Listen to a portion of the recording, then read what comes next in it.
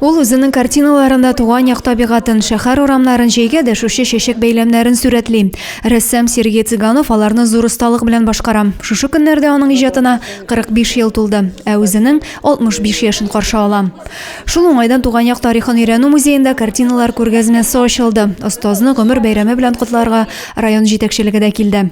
Я восхищаюсь всегда людьми, которые могут передать в своих работах то, на что мы порой вообще не обращаем внимания. И только они позволяют нам остановиться и посмотреть, как прекрасен наш мир. Вам огромное за это спасибо, что вы приобщаете нас.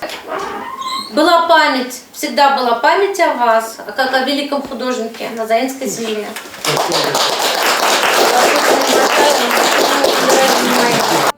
Шулай ук рәссамны шәһәр сәнгать мәктәбе коллективы дуслары, якыннары тәбрикләде. Музейның өлкән фәнни хезмәткәре Людмила Симонова кышкы зәмхәрир суыкта Сергей Цыгановның туган як табигатын ясарга чыгуы турында сөйләде.